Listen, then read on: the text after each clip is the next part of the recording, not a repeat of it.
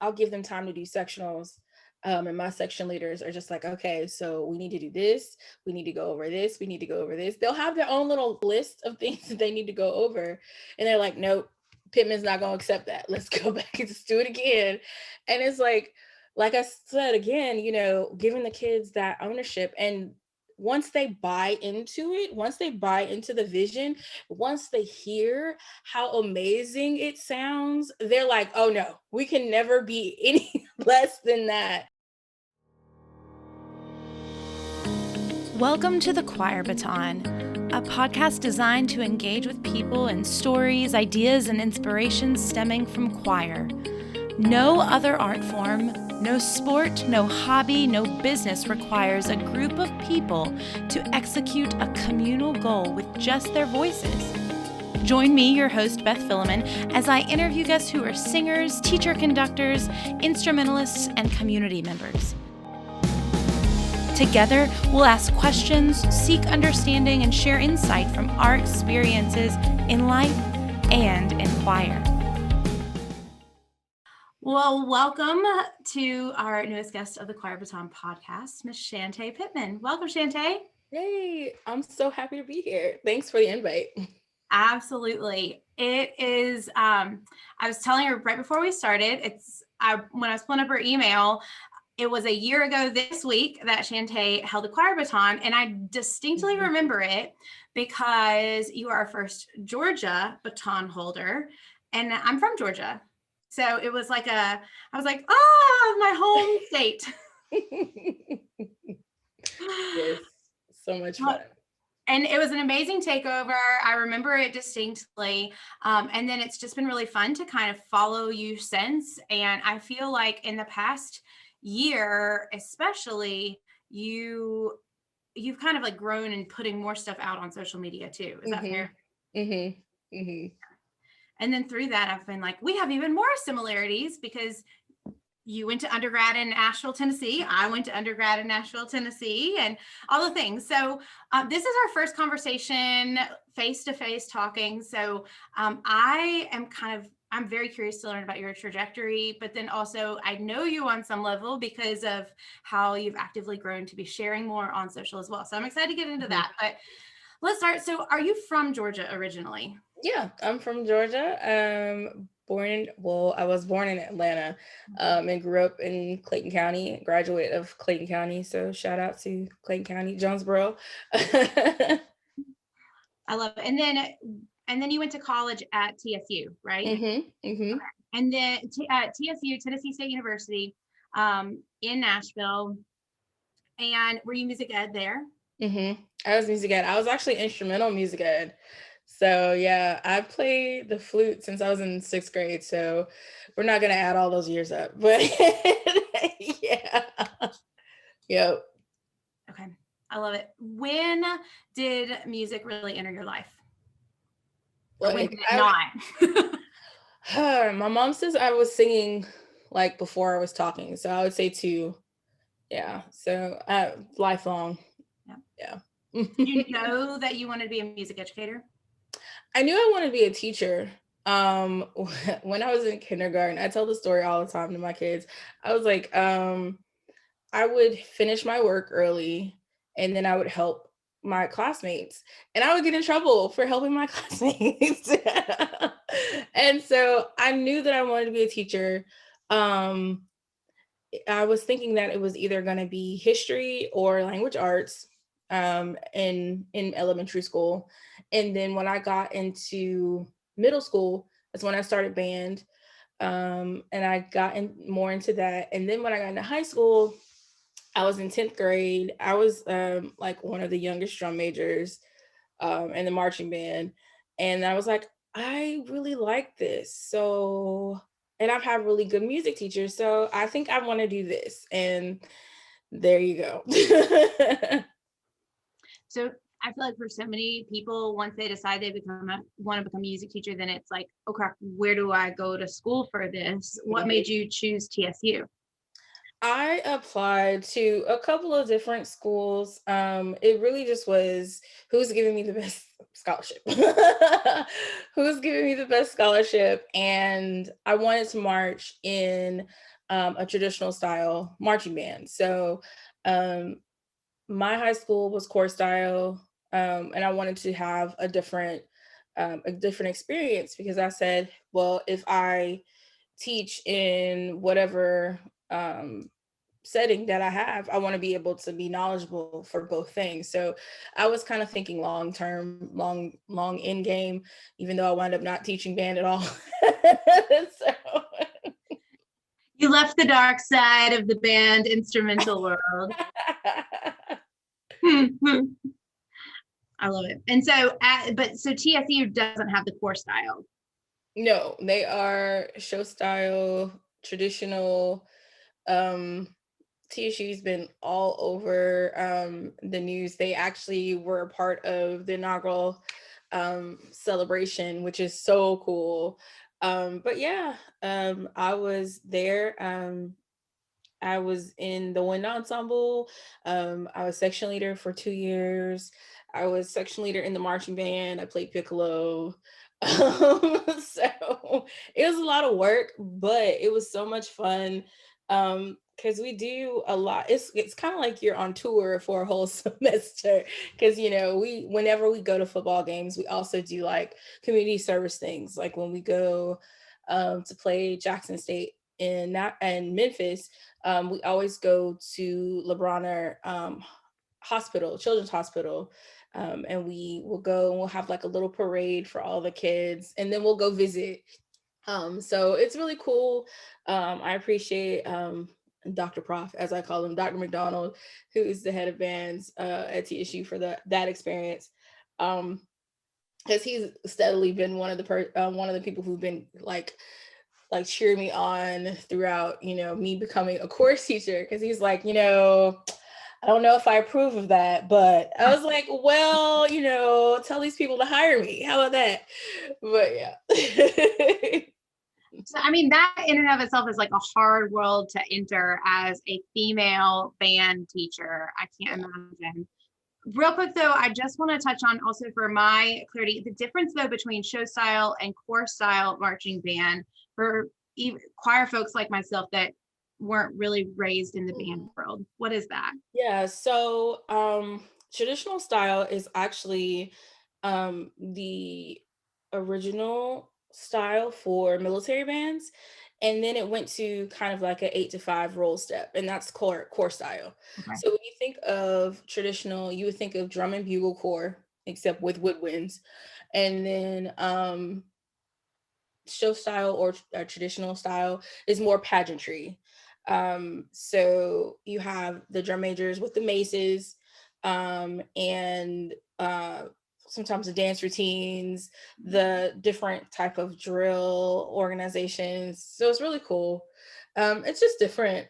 I mean, it's just different. The band world is like, I hesitate to say like Narnia, because I've never read any of those books. So I don't really know what I mean when I'm saying Narnia, but like it feels like this other world of like, yeah.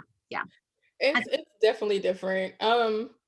It's weird. I'm thankful that I have experience in both worlds, because really um how I approach my teaching in the chorus world is a little bit different, and I think my kids are a lot thankful for that. But we'll talk about that later. Yeah. So, I mean, we could even jump into it now. How would you say you approach it differently? When I was in undergrad, it was like it felt like sometimes when I was in classes with choral students, no offense to any of my old classmates, They didn't know how to read music? right. And so it's always that stigma that, oh, they don't know how to read music, blah blah blah blah blah, and I'm just like, okay. I mean, I didn't experience that for myself, but I made sure that that was one of the main things that I talked about. in my classes, and I still do to this day. I was telling my kids, we sight read every day that ends in Y. So that's every day. And they already know Uh, it. They know it. And they're like, Miss Pittman, we skipped over sight reading. I was like, oh, let's go back. And then everybody's like, oh my God. But now, my advanced kids, my intermediate kids, my beginners are getting there, but they're starting to see, like, when they're able to actually like sight read through this and take ownership of it, um, things go faster and I don't have to yell as much. And so, when they take ownership of it, it really just changes things. It really puts the ball in their hands. So I really I tell my colleagues this all the time. I was like, don't lower your expectations. Don't lower your expectations at all. But if it's a matter of you not being able to know how to teach, there's plenty of teachers out here that will help you figure out how to best reach your kids. Because, sometimes how they teach their kids how to sight read, it's not going to work for your kids. So you kind of have to do a little bit of this and a little bit of that. And that's literally what I did. Because learning how to sight read as an instrumentalist is different than as a vocalist. And so that took me a while because there were no how to teach your kids how to sight read in the choral methods at any of the conferences. I was like, okay, I need to learn how to do this, and this. No one ever talks about that. And so it's just like a crapshoot. And so you're like, okay, well, how did you learn in high school? Well, we really didn't talk about sight reading until like performance assessment. So, and so sometimes you come from kids who've never sight read before, in middle school, or they've never been in choir before. And so I have to build from the bottom level. And I got used to it when I was at my old high school, because I really didn't have any consistent feeders. Um, and so I got used to starting from the ground level. We use the same book. I use Sing at First Sight by Andy Beck et al. That I've been using for the past, oh my God, 11 years. And so we just go through, and it's like a method book for chorus, which was something that was needed, as instrumentals have all these different method books. They have essential musician, and all these other great things, and we didn't have one. And so I didn't feel like the books that we use, the textbooks that the county ordered, had the had really good choral sight reading methods. And so I was just like, okay, let me use my book, because it would jump from like no sharps, no flats, to like D major and A major. I was like, come on, come on. And so, you start out slow and then you just scaffold up. And if the kids respond, if they do really well, you keep moving forward. And if they have trouble, you just, continue in that little section. And that's kind of how I go through every beginning of the year. It doesn't matter what level it is. We start page one, day one. They're like, Miss Pittman, we already know that. Uh-huh. Okay, show me that you remember, and then we'll move on. So, yeah. And I always like to be like, you think you've done this before? Imagine how many times I've done this before, and I'm still learning from it. Right. And then, you seem to learn something new, or you see, okay, so I can like stop doing that, but I can add this instead. But yeah, it gets better. It definitely takes time. It definitely took me a lot of time to figure out just exactly how my sight reading process went. So, yeah. That is totally, totally my heart. I could like, yes, 1,000% yes. But this podcast is not about finding connections between my experience and yours. I want to go back to something that you touched on, that I just think is so relevant, is that, putting the onus on kids and the responsibility on them, and they will rise to the occasion. Because I feel like there's such a fear, right, to give a kid too much responsibility these Mhm. days. Mhm. Yeah, we I definitely think that the students should have ownership. Um, my kids design concerts. My kids pick what contest music we're going to do with guidance. Yeah. um, my kids make suggestions on what they want to sing for the winter concert. Um, and we have a chorus council that is kind of like our select core group of students who volunteer their time to make the program better. So I'm all about student leadership. And I mean, usually our programs are usually the first experiences that the kids have with leadership opportunities, whether that's a section leader or a librarian, a timekeeper, whatever you need. And a lot of times, those are the same kids who get in trouble in other people's classes. And so, just that one little sliver of responsibility can completely change the trajectory of their school lives. And so I'm definitely all for giving students the opportunity to lead and become leaders. You also said that you allow kids to pick the assessment pieces, but with guidance. Mhm. I would love to know, right? Like you hear some people will say that, but they don't always say like with guidance, even though I'm sure they do. But they're like, my kids pick their own assessment music. And you're like, mm-hmm. So I love that you said with guidance, because that's real talk. And then B, I'm just curious, what then, because people don't always speak that really about it, what are some of the guidance pieces of guidance that you put in, parameters that you put in for that? So I always try to like be one semester ahead when I'm thinking about music. And so once the schedules are set and I know exactly who's going to be in what choir, I'm kind of able to say, okay, well, this is the level that we're going to be able to sight read at. I don't base it off of what we can read because what my kids can sing, because if I put anything in front of them early enough, they'll be able to get there, you know. But it's all about what they could comfortably sight read at. And so I go through and I'll listen to maybe about 10 pieces, and then I'll figure out my favorite couple of five. And then from there, I let the kids listen to those five, and then they make their decisions collectively. And sometimes I'll be like, okay, that's a hard one. But if you really want to go there, I know my last year at Alcovey, my advanced girls chose two unaccompanied pieces. And I was like, oh my Lord. We did fine, but it wasn't one of our best examples of our large group performance evaluation, but they did well. They got superior ratings, but but it wasn't, as they call it, Pittman perfect. So Right. it happens. It happens. I like that. So yes, that was one of my questions. Like, have you ever kind of regretted and been like, oh my God, I'm so like, why am I letting them pick this stuff again? Right. Okay. So the piece we did the one piece was English, and that was fine.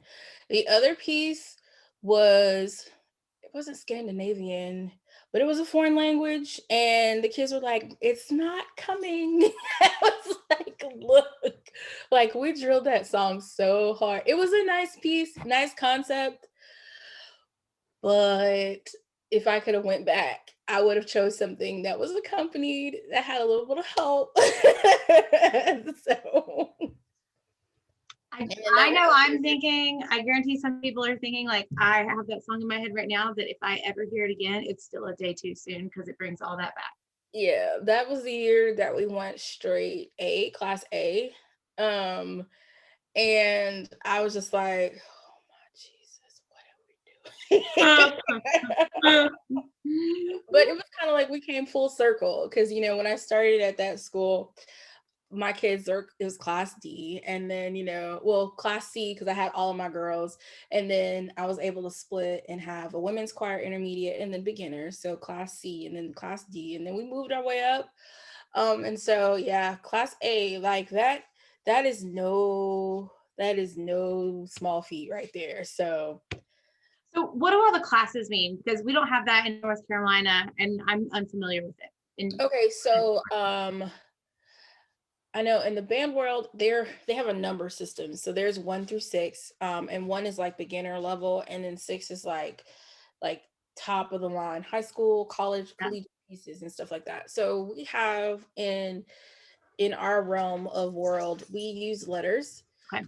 So class D would be like beginner level, um, and then you have C, and then B level, and then A level. So we're able to choose one piece that's accompanied and one piece that's unaccompanied.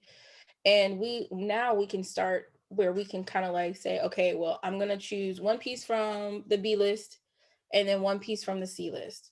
So, you get that harder piece of music, but then the lower piece that you read is the level that you sight read. So you can do mixed levels, really great.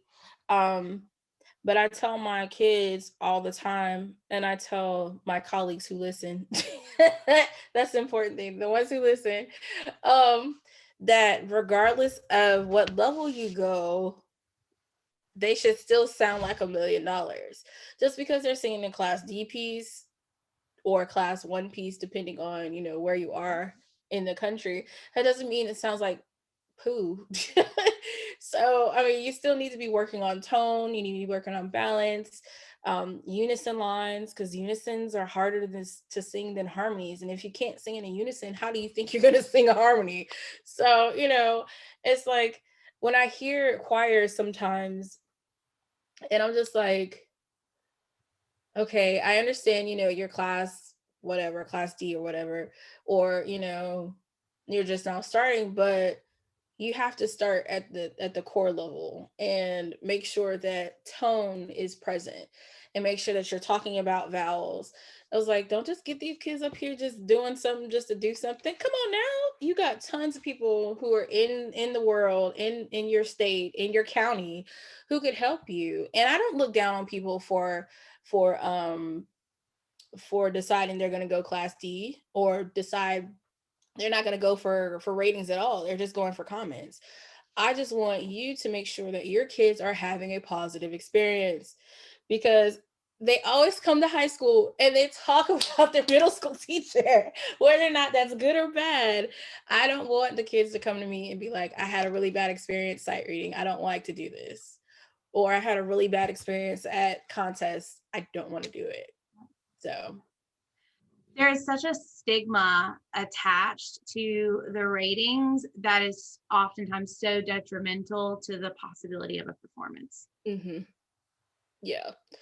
Um, I told my kids, we do, and I swear, my kids are like, they say they're my minions, and I'm like, oh my gosh, I didn't mean to do this to y'all.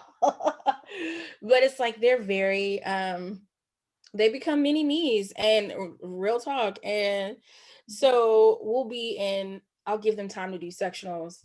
And my section leaders are just like, okay, so we need to do this. We need to go over this. We need to go over this. They'll have their own little list of things that they need to go over. And they're like, nope, Pittman's not going to accept that. Let's go back and just do it again.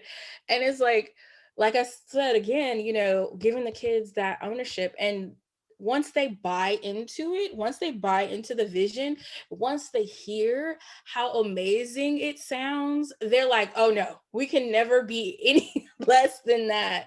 And it's just all about knowing your kids, knowing their abilities, but be willing to kind of stretch the possibilities, because every year I took it a step further with the classifications. Every year, I said, okay, I think that we can go to the next level. Um, and making sure that you don't become complacent. That's another thing. As a director, you definitely want to make sure that you don't become complacent in what you're doing for your kids. You always want to be better. I know I always want to be better.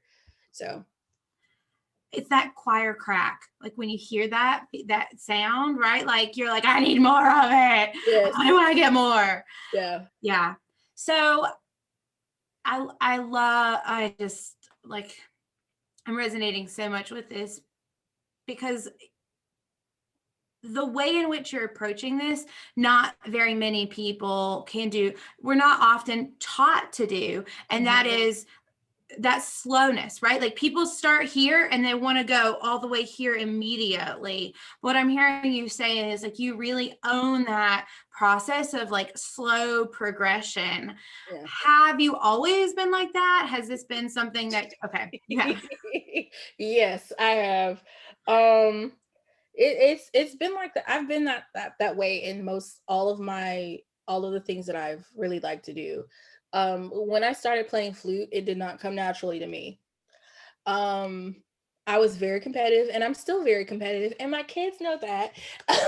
So, if you're not good at something, I tell my kids, I was like, you have to learn how to practice. If you don't know how to practice, that whole hour and a half that you just spent on that one piece of music is not gonna help you. And so I teach my kids how to practice because I had to learn how to practice. I didn't learn how to practice until I was like in college. So, I was like effective practicing. And so, I was like, okay, if I would have learned how to do this in middle school and in high school, I don't know where I would have been right now. So, definitely starting slower, getting help when I need it. Because I don't know everything in the choral world, especially coming from someone who didn't have a diction class. I didn't take choral ped until I got to my master's program. And so for me, as a bright-eyed bushy-tailed student in 2010 in August, I had to build a program from scratch. I opened a school. So I read a lot and I still do that now. I try to get, everything I can from people who've already done it before. And some things I can take and use, some things I have to throw away because it doesn't fit the setting of my school and my students. But I do a lot of reading, a lot of reading. So, I think sometimes for folks that did, like, I never had a diction class mhm. in my undergrad, and my choral ped was taught by a band teacher, no offense, but like a hardcore band teacher. Like, I've never taught choir a day in my life. And like, I didn't know what Gordon or Kodai or like any of that was Mhm. until I was like a couple years into teaching, and people would say words out like that, and you're like, you're like looking it Like, up on the side. whatever. Yeah, yeah, me too. I do that Kodalai thing. Yeah. 1,000%. But I think that is sometimes the biggest blessing because we don't take stuff for granted. And, Mhm. you have to really lean in and learn it on your own. So you mentioned your love of reading, you mentioned your master's, and you're actually getting your doctorate right now too. And Mhm. like real close, aren't you? Yeah. Yeah. A semester? Yeah. So, I'm I feel supposed like to a be stalker for attending. knowing that. Okay, it's okay. I lurk and I stalk my favorite people on Instagram and Facebook all the time. It's okay. I was like, oh my God, they're pregnant. Oh my God. But it's like they're my friends in my head. So I might not ever say anything until like I see you at like a national conference or something. I was like, oh my God, I love you. So I won't talk about how I completely fangirled when I met Dr. Powell, Rosephanie Powell, for the first time. But that's exactly what I did. I was like, oh my God, I love you. But yeah, so, um, but definitely There that. ain't like no real fandom, like some choir fandom out there. Like I Yeah. think on some level, like the Comic Con or like the other like sport, yeah, we love our choir people. So you have your what's your master's in? Is it in My music ed? master's in choral music ed, Okay, and where did you get that? VanderCook College of Music in Chicago. Did you go to Chicago? Yeah, they have a 3 summers program. And so yeah, I lived in Chicago with my best friend, thank God, for 6 weeks every summer. Yeah. So it was cool. I rode the train. I experienced Chicago food. I can't wait to go back. Thank you. Let's get rid of COVID. All right. So I love Chicago so much. Okay, so now people are listening to this going, oh, a summer program. Like, what made her choose a summer program? What made you choose a summer program? I didn't have to take my GRE, even though I had taken it before I left. I left TSU because at the time I was like, okay, if I don't get hired for a job, I'm gonna go back to school and get my master's in instrumental music. And actually, I got into Ole Miss. I got into Ole Miss um, for instrumental conducting. And but then I got a job. So I was like, okay, I could either be another broke college student for another 3 years or I could get a job. So I took the job and it was not band. I took 3 interviews. One was solely band, and one was band and chorus, and then one was choral, and I got the choral job. And that kind of just pushed me on up there, and I never looked back. That was the beginning of choir. That's why you switched. Yep. Mm-hmm. Which, how many times did your professors tell you in college, the reason why you're in another methods course is because you might end up teaching one of this one day? And, everyone's sitting there going, I won't ever teach this. And then here we are. Yes. And it's funny, whenever my old music ed professor, she was like, can you come back and talk to the kids? I was like, absolutely, I will. And I was like, yeah. So whenever you think that you're not gonna be teaching something, let me tell you, proof positive here that you're gonna wind up, teaching something else and loving it. I know tons of instrumental folks who now teach elementary, and they said they would never do, traditional band because, the elementary world is magical to them. Okay, my dog is running. He has the zoomies, and I'm about to thank you. So just running around. But they'll never teach that again. And I was just like, I get you. But they still get their instrumental field by helping out with band camps and stuff. And I still do that too. I swear I play at least one contest every every year for a friend, and they're like, I need a C instrument to play this. Can you play this? I'm like, yes. So, I love it. Think about that. You're like always on deck as the C instrument. Like, yeah. Yeah, I love it because the kids, then they see, oh my gosh, Miss Pittman does this and she does this. And I was like, yeah, I don't just power down and you put me in the closet in my classroom. I am a person. You are this multifaceted musicianship, and they get to see you be like performer, collaborator, and not conductor. Mm-hmm. That's amazing. Okay, so you took that choral job, and that then began that transition. It wasn't like a conscious decision to go and to do choir. That's just where it worked out. Mm-hmm. And it's funny because when I was in high school, I was in band and choir, of course, and I was in full orchestra because I played the flute in a full orchestra. So, I was just bounce around. Let me tell you, my senior year, I was at contest like 4 times, and my other teachers could not stand it.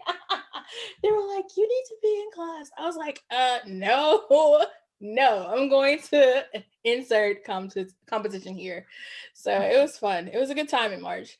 But yeah, I was just bouncing around. I was in everything. And I think that also made me more open when I got ready to go to college, to be able to be exposed to all these different things. And then, my high school band teacher, shout out to Mr. Davis, and my high school chorus teacher, shout out to the soon to be Dr. Stoner, who actually teaches at MLK in Nashville now. So they were actually in the office having a conversation. I was like, I think I might want to teach chorus when I get out. And my band director's like, no, you're gonna teach me. And literally they had a 5-minute conversation about that. And it's funny when I see them at state conferences, like last year, Stoner was doing a session, and he was like, I remember that conversation and I won. So yeah, you never know. You really never know. Yeah. Yeah. This is a side note. Where did you student teach in Nashville? I taught at McGavick, and my elementary placement was at Whitsitt Elementary, I think. But that's a whole nother story. So snowstorm at the beginning of January, and then the flood of 2010. So that was that placement was interesting. I was like, am I gonna graduate? We stopped going to school in like April. So, it's crazy. It was crazy. That's right. That's right. So that's so funny. I student taught at Hume Fog, Hmm. right downtown, and Scales, which was in Brentwood. Hmm. Um, but I was living downtown during that flood. Now, mind you, I was living in downtown Nashville in 2010, which is very different from downtown Nashville in 2011. My rent was like $650. Oh my gosh. Like, I mean, we had a steal, so I'm not having anyone thinking I was out here living like some bougie downtown Nashville life. But but yeah, that was crazy. I can't imagine student teaching during that. Almost like student teaching during a pandemic. Yes. Oh my gosh. I feel so bad for for those student teachers. But they're making it work. They're making it work. I had a partnership in the fall with with UGA with one of the voice teachers who taught vocal ped. And the kids came in, well, kids, they're grown. The students came in on Wednesdays, and they taught a class, one class in the mornings. And I was like, oh, this is so cute. And this is while we were still hybrid. So, well, it was while we were still virtual. So it worked out perfectly. And so they just came in and they had some experience teaching, and got some of their hours done. I was like, hey, it is what it is. We might not like that this is the way we're doing it, but they're still getting that experience. So Well, and we can still make music and be musical and learn music online, even though it looks different. mhm. So you mentioned this slow growth. So you got your master's, and now what is your doctoral program that you're in? I'm at the University of Georgia, and I am in the EDD program for music education. Um, I am the last of that program. So now, their focus is pushing the PhD program, which is full time, which I understand. But if you're a practicing teacher and you don't want to stop teaching, having that EDD program is really good. So it was a 3 summers program, and then you start working on your dissertation. And so I feel like I've been in this program forever. It's the longest time that I've been in school. It's the longest time that I've been in a collegiate setting. So I'm just ready to go. And I was like, oh, geez, am I gonna finish? Yes. Okay, let me finish. So yeah, Mm-hmm. What this is is your it. what's your dissertation on?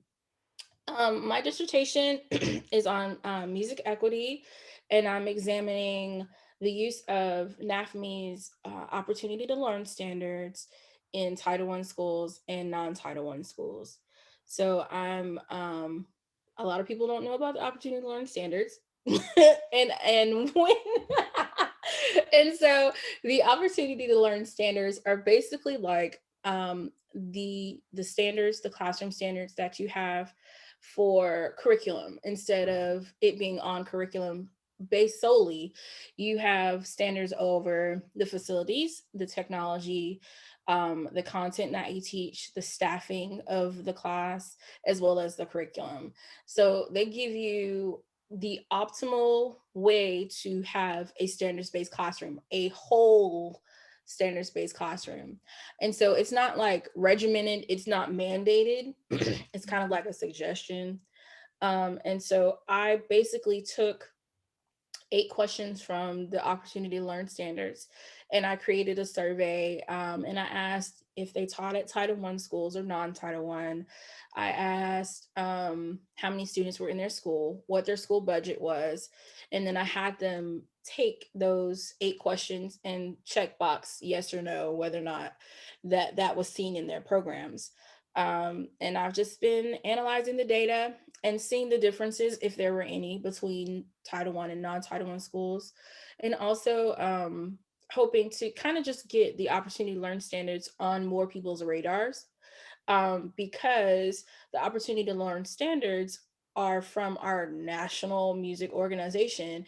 And so that can kind of give them, the teacher or the advising fine arts coordinator, some leverage to say, hey, can we get some funds over here? So, the little funds that we do have. But yeah, it's just an opportunity, to examine what's going on. I floated around doing a couple things just based solely on Title One, but I did want to compare, so that people realize that, yeah, we might be getting funds because they're designated Title One, but those funds usually typically only go to tested subjects, so math, reading, things of that nature. So a lot of digging, and because of my dissertation, my eyes were opened up to a lot of stuff, funky stuff that was going on in ed policy, which is where I am right now and where you see me on social media. So yes, my dissertation kind of opened my eyes about the issues that we have in our current uh, American education system. Let's And go. Can we jump into some of them? oh, I geez. mean, for context too, one of, I think what I experienced as a teacher and what I know so many other teachers, and not just at like a K-12 setting, but at a collegiate setting too, there is such a fear of retribution for speaking out about what you're seeing and what you're hearing and what your experience is. Yeah. I even still feel it, some being fully out of the classroom now, and like how to show up, but we have to tell these stories and we have to say things. Um and Chantae is like just killing it by just being open and real and honest and having TED Talks and sharing it on social media.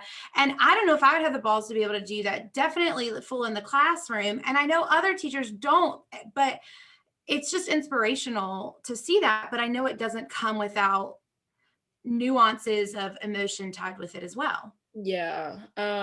When I was at my old school district, for 7 years, I would have never talked about anything political.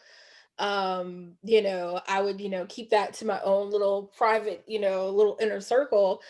But once I got to my new school district, and I was just like, I have a supportive admin. My fine arts AP was a course director, and we're close. And I'm probably in the most diverse situation that I could be in that specific county. And so I felt the need to be a little bit more open. I have several administrators who follow me on social media. I don't mince words because it's 2021. I mean, come on now. We can't continue to, be in the status quo and think that's okay, especially during a pandemic. Because the only thing that the pandemic showed us was the inequity that exists in American education system. Like the reason, so much. So the reason you want to open schools is to help the economy, but you literally just like cut the education funding for the schools, like almost like $1 trillion off of the budget. But now you're having to send us money to try to open schools to mitigate the spread of coronavirus by making sure that we have the things that we should have had in the first place. So it's like, oh my gosh, okay, all right. And then, a lot of people are hemorrhaging teachers. I was like, we had a teacher shortage before this pandemic. what people don't realize, and it's like, I say all the time, I was like, I'm not gonna argue with strangers on the internet. But they're like, okay, if you don't want to do your job, then just quit. Okay. So then what? And every time I ask them, so then what? Who's going to teach your kids?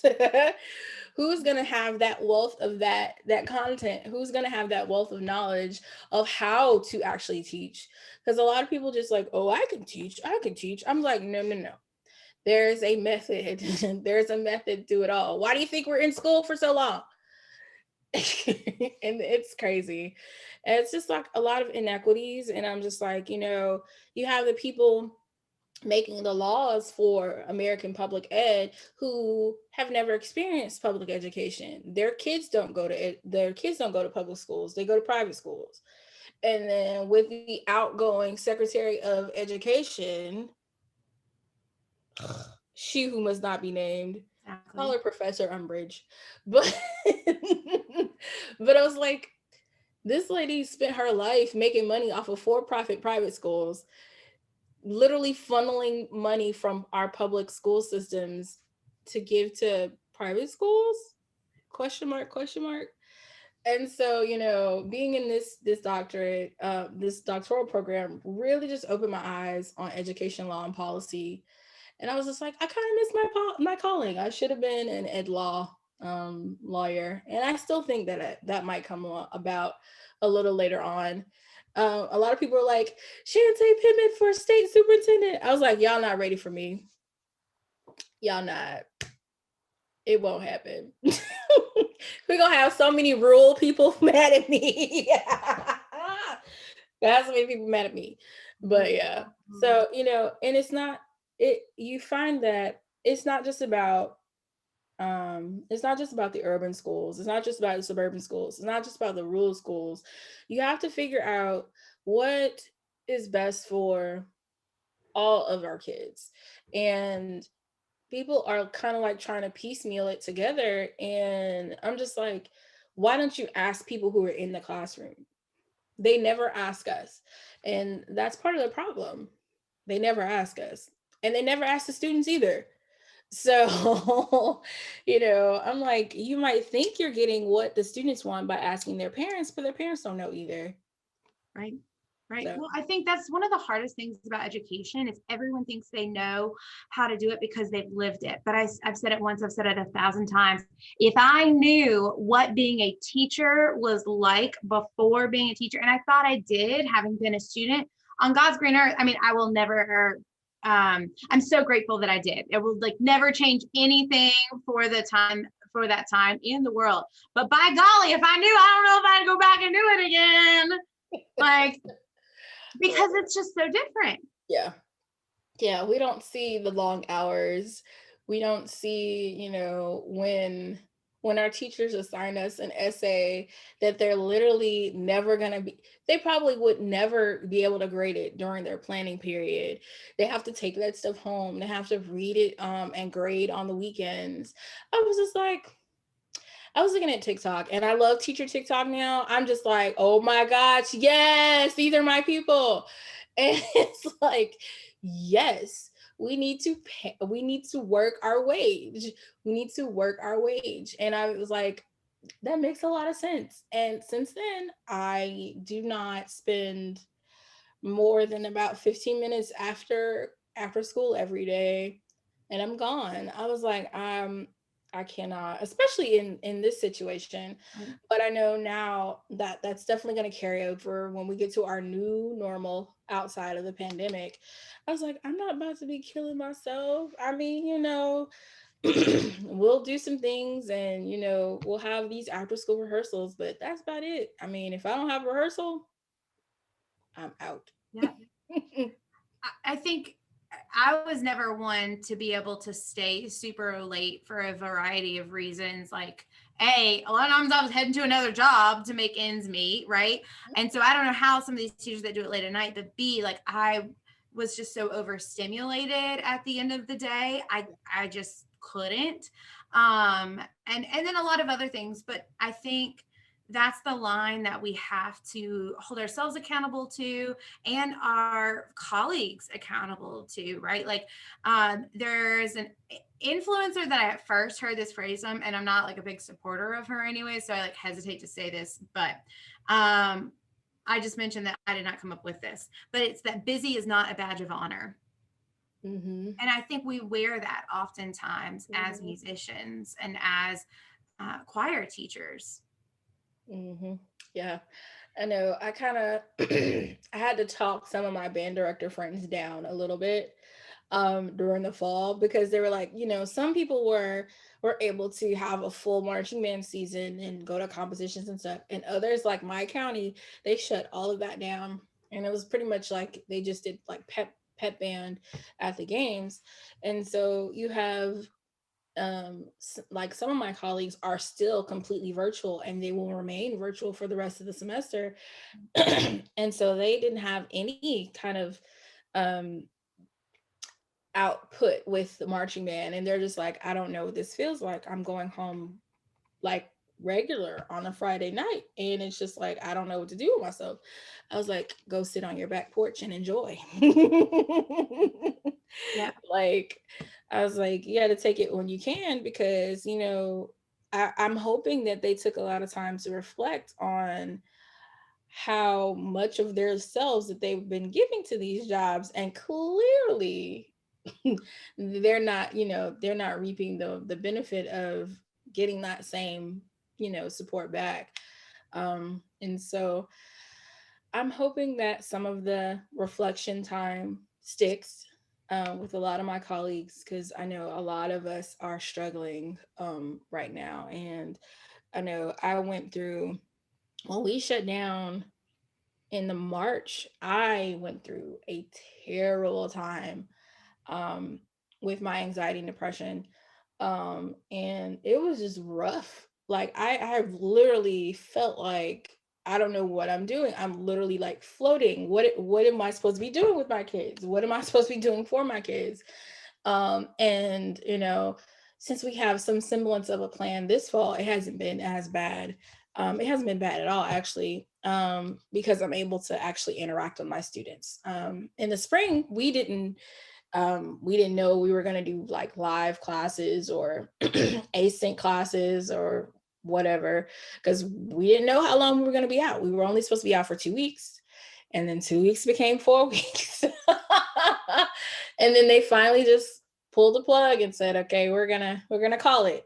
And so we were just like, wow. So yeah. I know that you're not the only one, and appreciate you sharing that, because it is that balance of finding ourselves and amidst all of this and all the emotional stuff that takes into our families and then our routines are, and we also like find ourselves in staying busy and in making in the music. And it has been, I think, for everyone, just such a roller coaster. We say that word all the time, I feel like, in relation to this, but a roller coaster of anxiety and depression for, I don't know if you have a history with that.